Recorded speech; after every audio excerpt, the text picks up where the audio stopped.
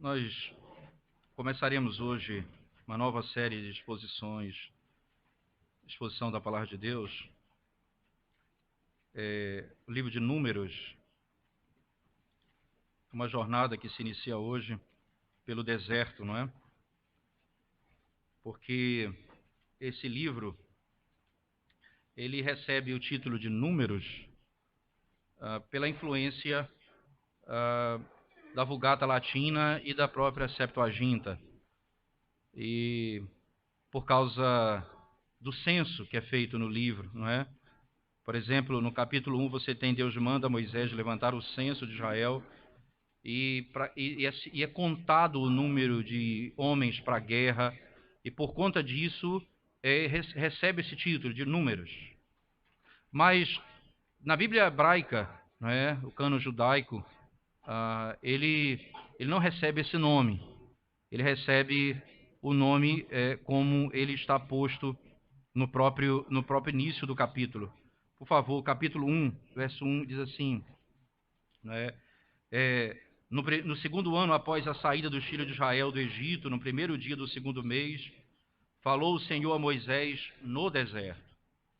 Falou no deserto. Essa palavra no deserto, não é o título usado para o livro de Números. Então, na Bíblia hebraica, esse é o título do livro, no deserto. E certamente ambos tratam de alguma forma do título do livro, só que Números fala do censo, da quantidade de homens para a guerra, da quantidade de pessoas em cada tribo, em cada clã. Isso é importante ser contado. Isso, por exemplo, quando eles voltam do cativeiro babilônico, lá em Esdras e Neemias, também é feita uma contagem de tribo a tribo, pessoa a pessoa, exatamente como é feito aqui. Tem o seu valor e nós vamos ver isso, o papel importante desse censo. Entretanto, o conceito de deserto, ele captura melhor a ideia do livro como um todo, podemos dizer assim.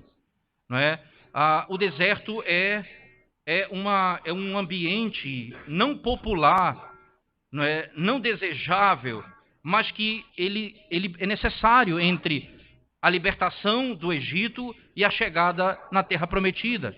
Ele é um ambiente onde todos têm que passar, que vivem nessa relação entre a libertação do cativeiro e a entrada na Terra Prometida.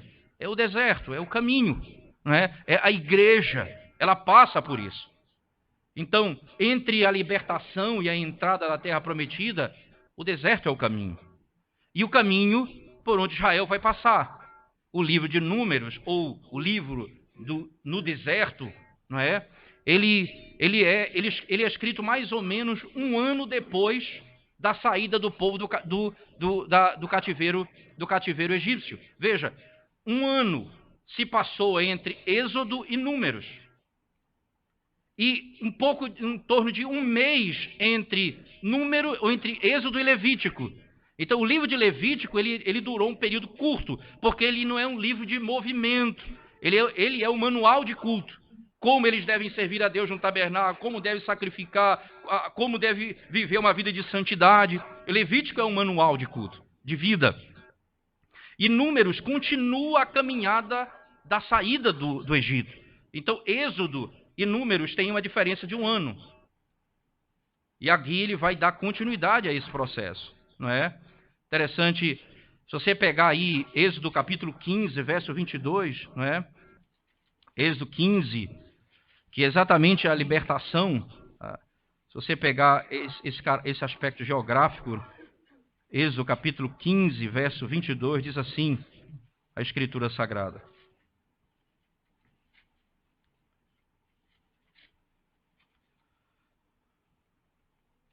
Fez Moisés partir de Israel do Mar Vermelho e saíram para o deserto de Sur.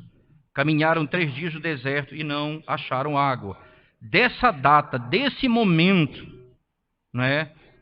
para cá, até lá você tem um período de um ano, da saída do Egito. Porque começa no capítulo 15, quando eles atravessam o Mar Vermelho.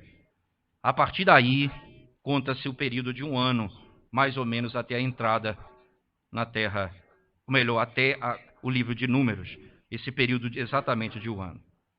Veja, irmãos, o deserto é o lugar não popular, mas necessário entre a libertação e a entrada na terra prometida.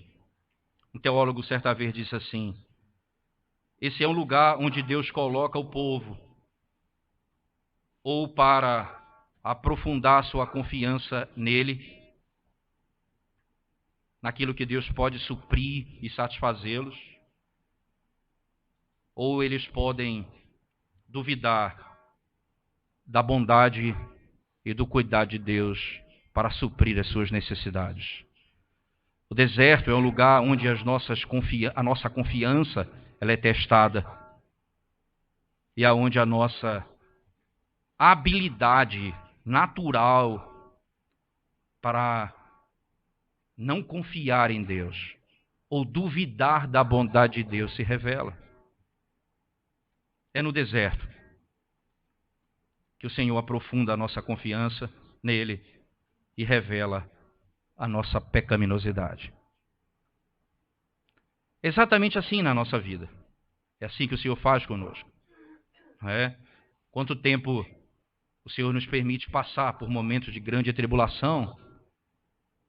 Isso Ele nos permite por razões óbvias, para que eu aprenda a confiar nele e depender dele, e comece a entender que eu não posso confiar na minha capacidade, nem na minha habilidade, mas somente nele.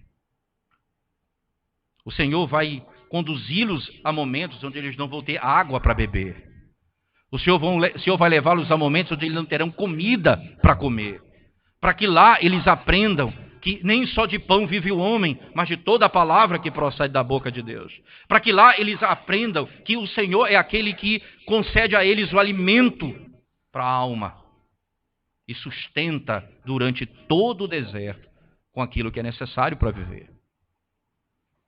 É no deserto também, irmãos, né, que nós temos no livro de Números as histórias mais extraordinárias do período do Pentateuco.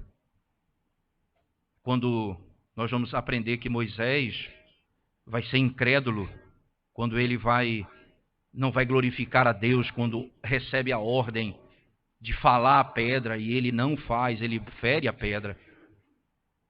Nós vamos aprender que Israel, aqui em Números, no deserto, vai murmurar como nunca, lembrando do período do Egito, dizendo: era melhor quando nós estávamos lá, era melhor quando estávamos ali, era melhor quando tínhamos o que comer no Egito.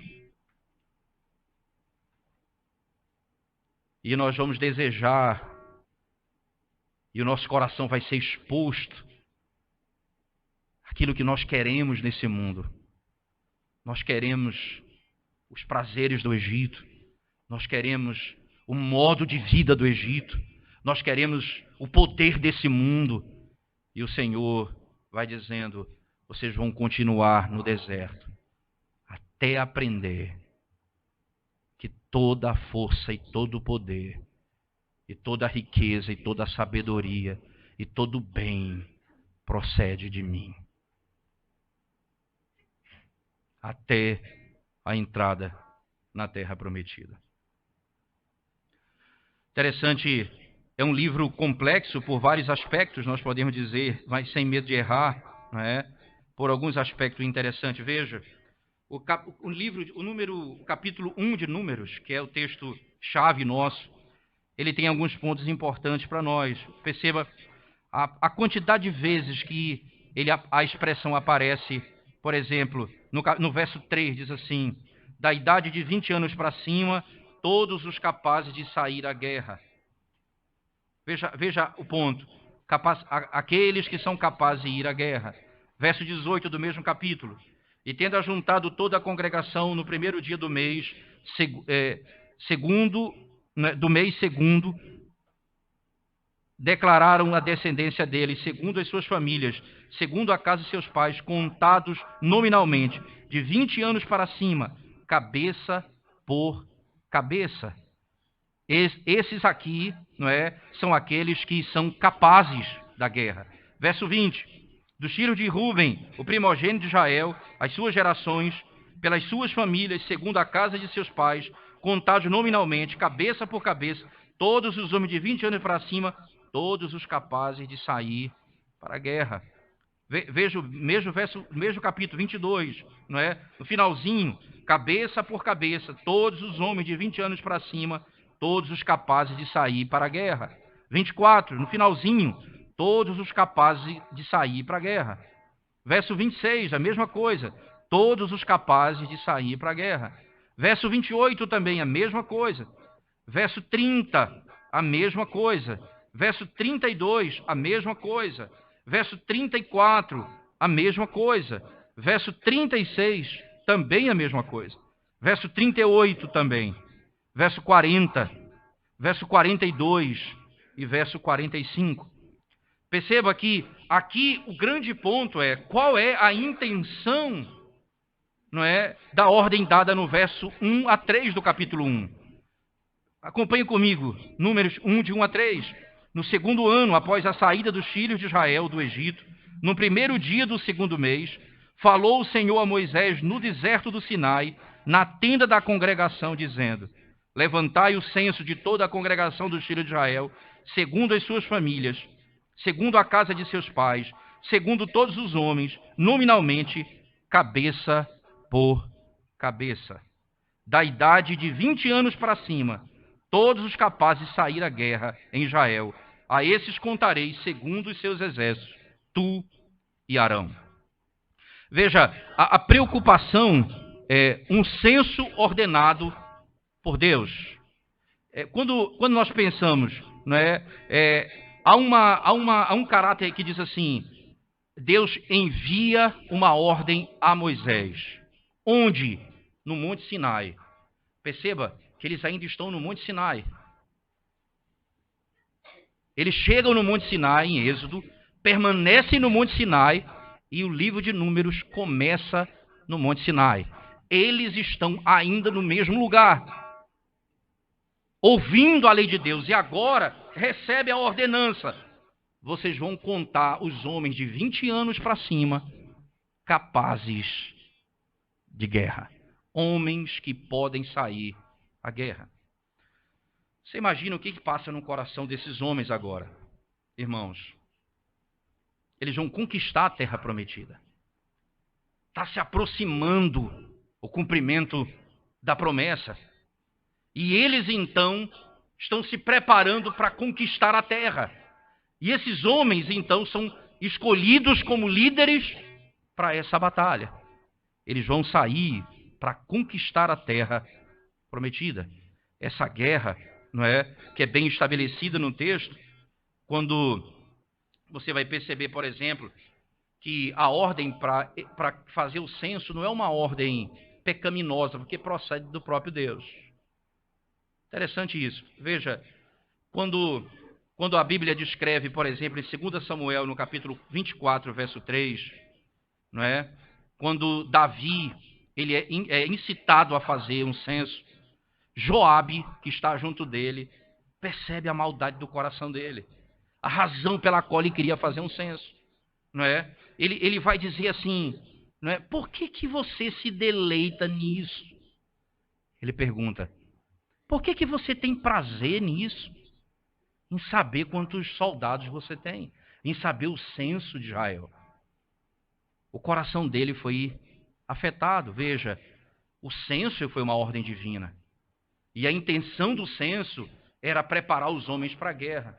O coração de Davi não queria saber quantos homens tinham para a guerra, mas ele se ensoberbeceu. O coração dele ficou vaidoso, sabendo exatamente quanto ele era poderoso e quanta força ele possuía. O que o Senhor vai mostrar aqui, irmãos, interessante notar, não é? No livro de Números, se você voltar comigo lá para o verso 43, não é? Em diante do capítulo 1 de Números, ele diz: foram contados deles, da tribo de Naftali, 53.000, e 400. Foram estes os contados por Moisés e Arão. E os príncipes de Israel eram 12 homens, cada um era pela casa de seus pais. Assim, pois, todos os contados dos filhos de Israel, segundo a casa de seus pais, de 20 anos para cima, todos os capazes de sair à guerra, todos os contados foram 603.550. Veja, 603.550 homens de guerra. Você imagina aí mulheres, crianças. Você tinha por baixo, tranquilamente, botando um número baixo, mais de 2 milhões de pessoas envolvidas nessa caminhada do deserto. 600 mil homens, mais ou menos, para a guerra. Mas é interessante você notar que as batalhas que o Senhor vai conceder vitória a Israel não vai depender da força desses homens, mas do poder de Deus. Interessante você notar, por exemplo, não é? Se você voltar comigo para ir um pouco para frente no livro de Números, no capítulo 12, 13 em diante, por favor.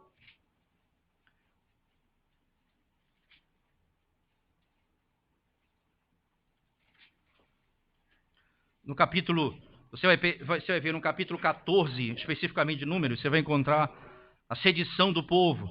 Levantou-se, pois, toda a congregação e gritou em voz alta, e o povo chorou aquela noite. E todos os filhos de Israel murmuravam contra Moisés e contra Arão, e toda a congregação lhes disse: tomara tivéssemos morrido na terra do Egito, ou mesmo neste deserto. E por que nos traz o Senhor a esta terra, para cairmos à espada, e para que nossas mulheres e nossas crianças sejam por presa? Não nos seria melhor voltarmos para o Egito? Eles começam a murmurar contra o Senhor e questionar a bondade do Senhor. E o que é que acontece na sequência do texto? No verso 39 do mesmo capítulo. O povo foi derrotado. Falou Moisés estas palavras a todos os filhos de Israel, e o povo se contristou muito. Levantaram-se pela manhã de madrugada e subiram ao cimo do monte, dizendo: eis-nos aqui, e subiremos ao lugar que o Senhor tem prometido, porquanto havemos pecado. Porém Moisés respondeu: por que transgredis o mandato do Senhor? Por isso não prosperará. Não subais, pois o Senhor não estará no meio de vós, para que não sejais feridos diante de vossos inimigos.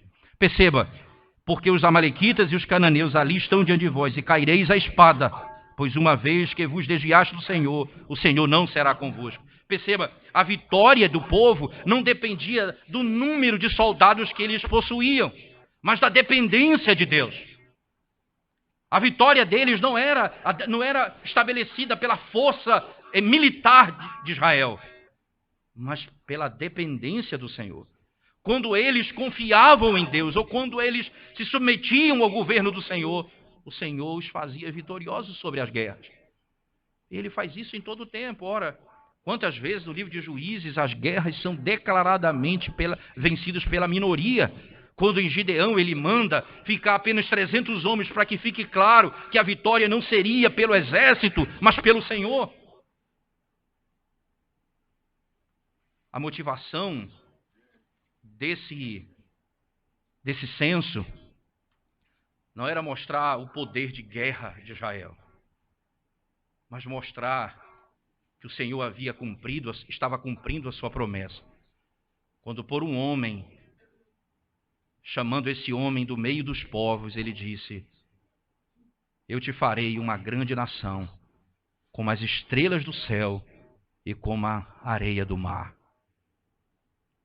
Essa promessa feita a Abraão, ela pode ser contada, mas ainda pode ser contada, porque agora ela é ilimitada nesse sentido.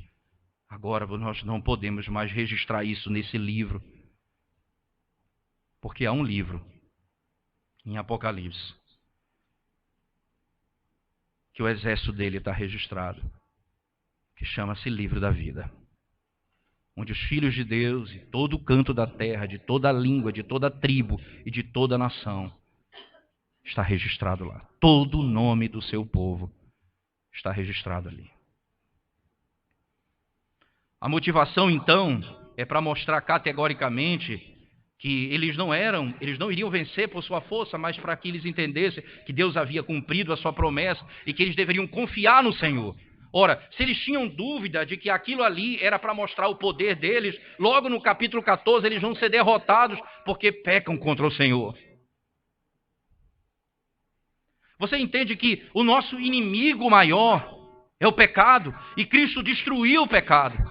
E a nossa vitória, ela repousa exatamente em nos submetermos ao senhorio dele, que perdoa o nosso pecado. Nós não poderemos governar nem ter autoridade se não estivermos debaixo da autoridade e do governo do Senhor. Deus deu a Adão e Eva a terra e o mundo, o jardim para eles cuidarem. Foi perdido e tirado deles porque eles não se submeteram à lei de Deus.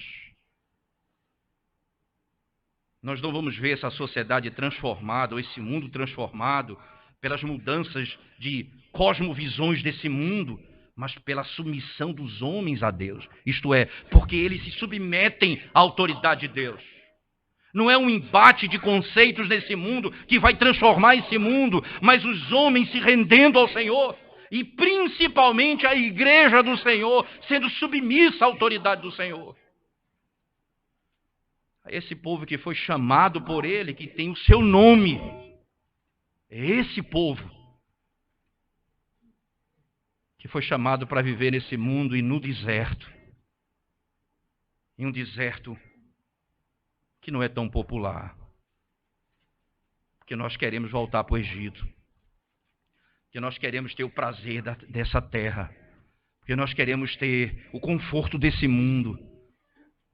Mas nós estamos rumando para a terra prometida. É lá o nosso destino. E é para lá que nós estamos indo. Interessante, dessa maneira, irmãos, nós vamos entender de um modo tão claro, né, que os israelitas, eles não podem de maneira tão clara, veja, estabelecer apenas que a vitória deles dependia do número de soldados que eles tivessem. Isso fica claro na sequência do livro de Números. Mas da dependência de Deus. Mas não apenas para a guerra contra os inimigos de fora, mas também para o modo como eles deveriam adorar. Perceba, Números, na mesma sequência, no verso 47 em diante, entenda que agora ele conta os homens de guerra, mas não conta os levitas. E ele diz, mas os levitas, segundo a tribo de seus pais, não foram contados entre eles. Porquanto o Senhor falara a Moisés dizendo, somente não contarás a tribo de Levi, nem levantarás o censo dele entre os filhos de Israel. Mas incumbe os levitas de cuidarem do tabernáculo do testemunho e de todos os seus utensílios e de tudo que lhe pertence. Eles levarão o tabernáculo e todos os seus utensílios. Eles ministrarão no tabernáculo e acampar-se-ão ao redor dele. Quando o tabernáculo partir, os levitas o desarmarão. E quando assentar no arraial, os levitas o armarão. O estranho que se aproximar morrerá. Os filhos de Israel se acamparão cada um no seu arraial, e cada um junto ao seu estandarte, segundo as suas turmas. Mas os levitas se acamparão ao redor do tabernáculo do testemunho, para que não haja ira sobre a congregação dos filhos de Israel, pelo que os levitas tomarão a si o cuidado do tabernáculo do testemunho. Assim fizeram os filhos de Israel, segundo tudo que o Senhor ordenara a Moisés, assim o fizeram. Perceba que há um cuidado, ele prepara os homens para a guerra, os inimigos externos vão invadir. Israel precisa estar preparado. A vitória vem do Senhor, mas eles estão preparados para a batalha. Mas aí vem um ponto interessante. Mas os levitas não serão contados, porque eles vão zelar pela casa do Senhor. Eles vão cuidar do culto ao Senhor. Eles vão tratar do modo correto como se deve adorar o Senhor. Interessante, um comentarista diz assim, os israelitas, Eles não podem se submeter ou se atormentar diante dos inimigos que vêm à frente. Está no verso 1 ao 46 de Números. Mas também eles não podem ser descuidados ou indiferentes na adoração a Deus. Está no verso 47 a 54. O inimigo pode destruí-los, mas também a ira de Deus pode destruí-los. Eles devem evitar a todo custo a atitude que diz assim: eu vou fazer do meu modo, eu vou adorar a Deus da maneira que eu quiser. Eles devem evitar a todo custo. Nós vamos fazer o que o Senhor ordenou. Não apenas os inimigos que vêm de fora podem nos destruir, mas a ira de Deus quanto ao modo de adorarmos pode também nos destruir. Nesse particular, nós podemos, sem medo, irmãos, afirmar que essa é a grande perspectiva da igreja. A igreja do Senhor é cuidada de todas as formas. O Senhor nos protege dos inimigos externos e dos inimigos de dentro. O Senhor nos protege de todos os aspectos na nossa caminhada. E é exatamente isso que o Senhor ensina nesse livro.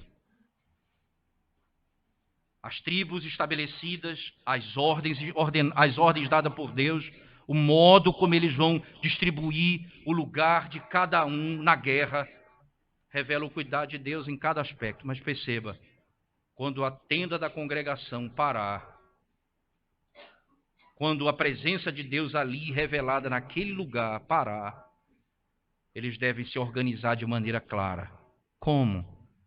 Cada tribo vai repousar no seu estandarte. Mas os levitas, eles vão se organizar ao redor completamente da tenda da congregação, para que a ira de Deus não caia sobre os povos, sobre as tribos. Nenhuma impureza pode entrar na presença de Deus. Interessante quando nós notamos isso, irmãos, porque você percebe bem esse caráter. Eles vão guardar a casa de Deus. Se você, no verso 53, você vai encontrar isso do capítulo 1. Mas os levitas se acamparão ao redor do tabernáculo do testemunho, para que não haja ira sobre a congregação dos filhos de Israel. Pelo que os levitas tomarão a si o cuidar do tabernáculo do testemunho. Eles vão cuidar do tabernáculo. Mas foi exatamente isso que Deus ordenou a Adão no Éden, e ele não fez quando ele não impediu a entrada do pecado e quando ele permitiu que fossem enganados pela iniquidade. A impureza adentra não apenas a sua alma, mas a história da humanidade. Agora o Senhor diz, os levitas vão tomar conta. E eles vão proteger o tabernáculo do Senhor. Não haverá impureza ao redor dele. Para quê? Porque se houver impureza, a ira do Senhor virá sobre a tribo de Israel, sobre as tribos de Israel. Virá de maneira a trazer juízo, não é? E trazer condenação sobre Israel. Eles fizeram tudo como o Senhor ordenou. É como encerra o verso 54. Do capítulo 1, verso 1 ao 46, tribo a tribo, a quantidade de pessoas determinadas. Todos os que podiam categoricamente ir para a guerra. Os levitas não deveriam ser contados. Eles cuidariam daqueles que devem, eles cuidam do serviço do Senhor e do culto ao Senhor. Agora, alguns princípios básicos que podem ser extraídos desse capítulo para a nossa própria vida, né? Além daquilo que nós já vimos e ouvimos, podemos dizer assim. Entende? Lutar como família. De acordo com o livro de Números, irmãos, o Senhor dirige os israelitas, está certo, como um exército organizado por família, unidades familiares, por clãs. Isso é interessante, não é? Cada família, cada tribo ele pegava um líder e desse líder ele escolhia aqueles que eram da guerra daquela tribo. Cada soldado deve treinar e lutar junto com seus parentes da sua própria tribo. E é interessante que existem algumas vantagens para isso, entende, irmãos? Que os soldados que já trabalham juntos ou vivem juntos com seus parentes, eles podem concentrar os seus esforços de modo militar com muito mais facilidade e com muito mais qualidade, porque eles se conhecem exatamente. Eles podem levar cargas uns dos outros. E dentro de cada tribo você tem um líder. E os soldados, eles têm incentivo tremendos para proteger o seu próximo. Eles vão proteger aqueles que são seus irmãos. Ele vai cuidar do que são seus irmãos. Porque eles são seus irmãos, seus primos, seus tios. Eles são parentes dele. Cada tribo conhece os seus parentes. Interessante quando nós pensamos no ataque de Satanás contra a igreja, que tem o número dos eleitos estabelecido, e quando o Senhor arregimenta o seu povo para a batalha, nós precisamos um do outro para dar suporte como família de crentes, um socorrendo o outro, um levando a carga do outro. Interessante que em Gálatas capítulo 6, verso 10, não é? Você pode rapidamente, veja que esse é um princípio interessante no texto. Gálatas capítulo 6, verso 10 diz assim: por isso, enquanto tivermos oportunidade, façamos o bem a todos, mas principalmente aos da família da fé. Veja que essa família que está exposta no texto, essa família, ela abrange todos os irmãos espirituais, todos os irmãos e irmãs em Cristo. Todos eles aqui estão envolvidos na verdade. Nós vamos fazer o bem principalmente aos da família da fé. Ora, não é excluído aqui ajuda aos que não são da família da fé, mas principalmente aos da família da fé, incluindo membros físicos, parentes nossos, na própria família. Por exemplo, o apóstolo Paulo, quando prega a igreja de Éfeso, diz: filhos, obedecei vossos pais. Essa é uma relação familiar que envolve o aspecto pactual do pai para com o filho. Nós somos fortes quando estamos juntos. Nós somos fracos quando estamos separados. Ninguém pode imaginar que é forte espiritualmente vivendo isolado, sozinho. O povo é contado e cada tribo, cada clã é tirado de lá um líder, e esse líder escolhe aqueles que são homens de guerra, e esses vão proteger sua tribo e vão lutar por eles, pela família, pelo irmão, pela mãe. Vão cuidar uns dos outros.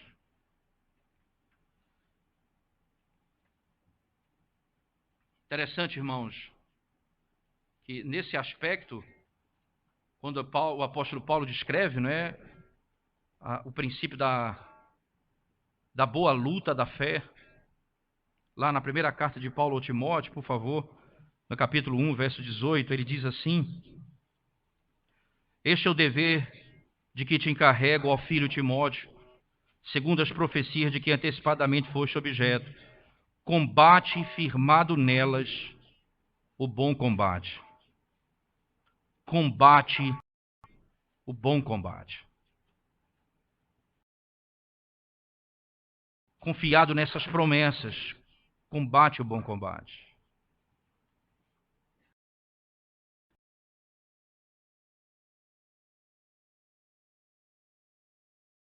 Serem castigados, a fim de não mais blasfemarem.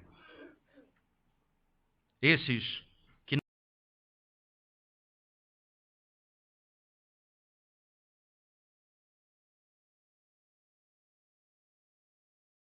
o bom combate. Importante que cada unidade social militar, a comunidade da igreja e suas subdivisões locais, como esposo, marido e mulher,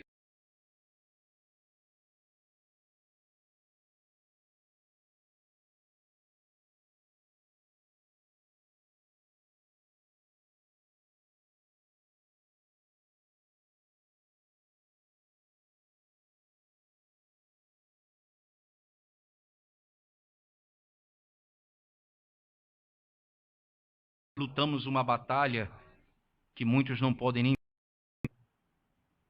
às vezes travada na mente, às vezes procedente do nosso coração. A motivação de ganhar essa luta, irmãos, ela é a motivação da eternidade, para onde nós estamos indo. Se nós perdermos a batalha, nós veremos a nossa família destroçada no caminho. Agora, é muito ruim quando dentro da mesma família um se volta contra o outro, como uma guerra civil, que enfraquece a igreja e torna ela suscetível a ataques do maligno. Quando irmãos apontam o canhão para o outro irmão, quando apontam a arma para o outro, quando dispara contra o outro, quando destrói o bom nome do outro.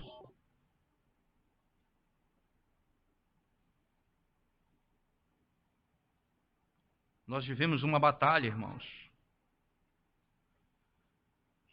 Nós não devemos voltar nossas costas para os nossos irmãos. E nós devemos lutar contra o maligno juntos, como família, como membros do mesmo corpo. Zelar pela adoração ao Senhor juntos e lutar contra essa estrutura maligna juntos. E socorrer o mais fraco, ajudar o mais fraco, a fim de que todos possamos chegar à terra prometida. Essa, sem dúvida alguma, passa a ser a maior de todas as bênçãos que pode ser alcançado pela vida de um homem nessa terra. Dr. Joe Bick, comentando esse texto, ele diz alguma coisa que nos chama muita atenção. Ele diz assim: como é que você tem tentado fazer parte dessa família? Como é que você é contado como membro dessa família? Porque esse povo, ele não é um povo que entra nessa contagem por meio do sangue que ele tem, ou da raça, ou se ele é judeu, ou se ele não é judeu. Como é que você entra nessa linhagem?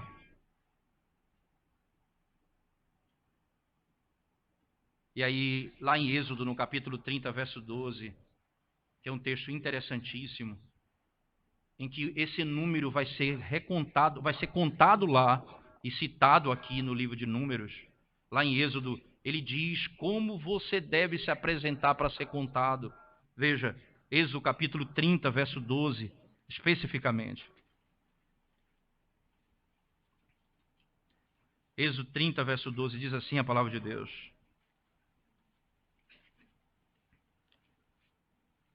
o pagamento do resgate, verso 11, disse mais o Senhor a Moisés: quando fizeres recenseamento dos filhos de Israel, cada um deles dará ao Senhor o resgate de si próprio, quando os contares, para que não haja entre eles praga nenhuma.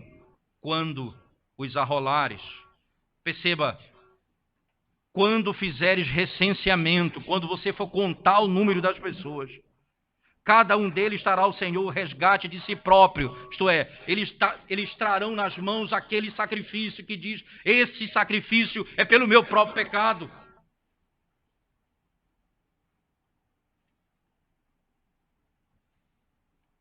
Ninguém vai estar nessa lista, no livro da vida, se não for pelo preço do sangue precioso de Cristo Jesus. Como é que você tem buscado fazer parte do corpo de Cristo? É por meio do sangue de Cristo e da sua justiça, ou por meio dos seus próprios esforços e da ideia de que é um lugar bom para citar, eu gosto dos amigos que eu conheci ali? Como é que você quer ser contado nessa lista?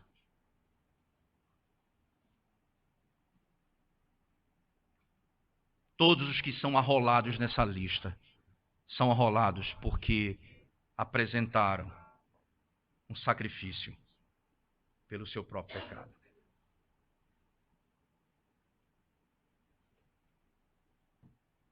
E esses que são arrolados, perceba, criança, mulher, homem, idade que for, nessa lista agora, esses que estão arrolados, eles estão preparados para a guerra. Por natureza, nós somos chamados soldados da cruz de Cristo. Porque nós estamos constantemente em guerra contra Satanás, contra o mundo e contra o diabo. Nós constantemente estamos numa batalha. E nós somos arregimentados, lavados pelo sangue do Cordeiro para essa batalha. Preparados para a guerra. Mas nós sabemos que a nossa vitória não depende da nossa força, nem da nossa habilidade, mas depende do nosso Deus, que na cruz do Calvário venceu a morte, o diabo e o pecado. E agora somos livres nele. Essa é a nossa luta. Muitos gostariam de ser contados no ranking dos redimidos, irmãos. Mas eles não estão preparados para esse conflito espiritual. Muitos precisam entender que o caminho desse reino é o caminho de muita tribulação. Nós estamos no deserto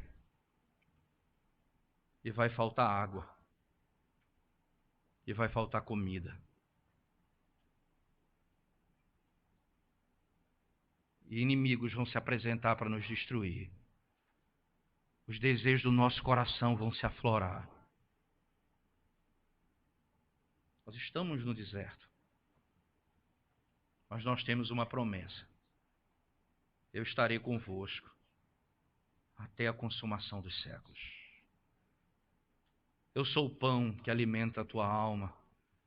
Eu sou a água que mata a tua sede. Eu sou o teu marido, mulher. Eu sou o teu pai e tua mãe, filho que foi rejeitado. Eu sou o Senhor da tua vida. Eu sou tudo para você. Essa é a esperança da nossa caminhada.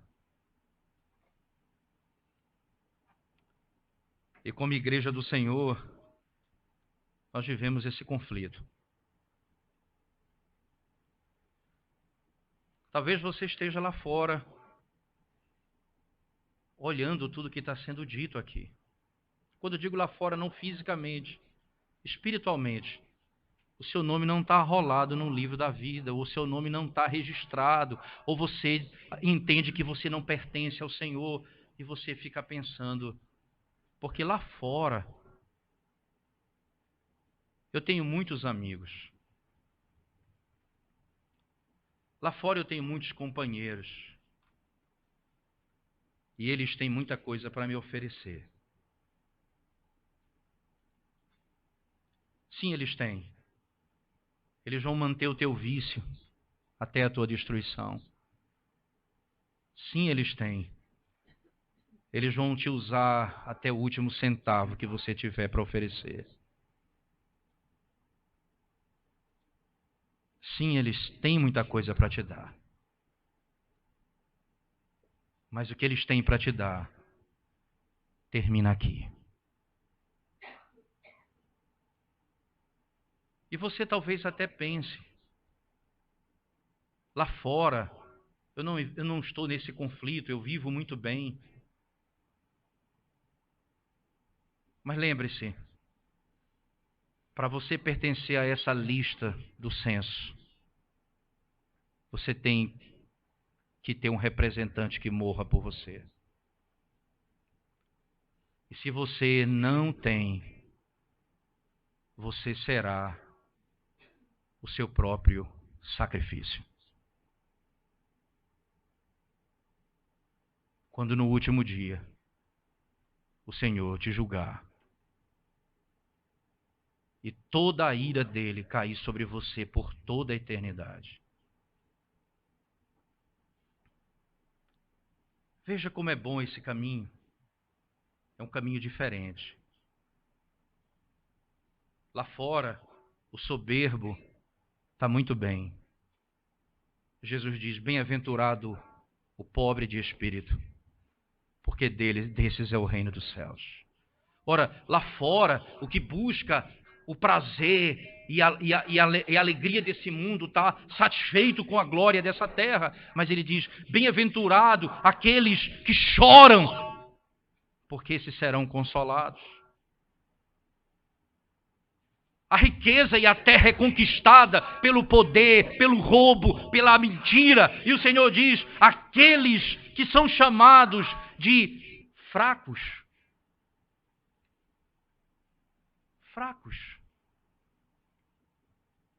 que não dependem de si mesmos, esses herdarão a terra.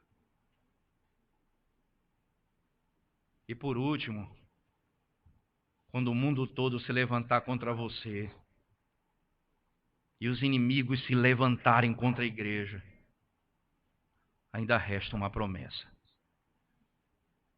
Vós sois bem-aventurados, se por minha causa vos injuriarem e mentindo disserem todo mal contra vós.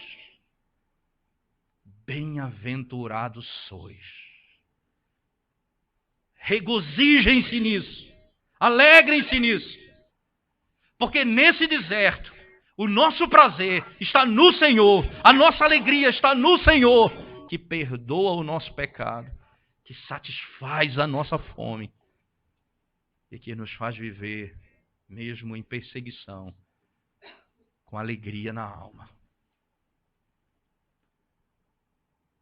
Esse é o povo de Deus. Essa é a igreja do Senhor, registrada num livro, nome por nome, preparados para a batalha. Que Deus enviou o seu Filho para vencer os inimigos por ela. Todos eles foram destruídos na cruz do Calvário. Qual a lista que você pertence? Que nome? Qual a lista o seu nome está registrado? O que é que você busca dessa vida?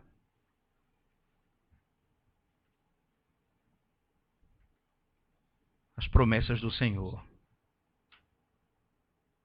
elas são perfeitas e Ele cumpre todas elas. Confie nele. Espera nele. E certamente você vai ser salvo. Vamos à presença dele em oração mais uma vez, irmãos. Senhor Deus bendito, Senhor de toda a glória. Nós te damos graças, Senhor, por todo o bem que o Senhor tem feito ao seu povo. reconhecendo que nós só podemos ser arrolados nessa lista se Cristo Jesus for o sacrifício que nos redime e perdoa o pecado. E é nele a nossa esperança, e é na obra dele que nós esperamos, e é nele que nós aguardamos, Senhor, todos os dias da nossa vida. Bendito seja o Senhor. E traga conforto à tua igreja na batalha contra o pecado, contra o diabo e contra o mundo, sabendo que o nosso Salvador os venceu perfeitamente. Mas também ajuda-nos a vivermos em unidade como igreja, porque a guerra não é um contra o outro, é contra o mundo, o diabo e o pecado. Em nome de Jesus nós oramos. Amém, Senhor.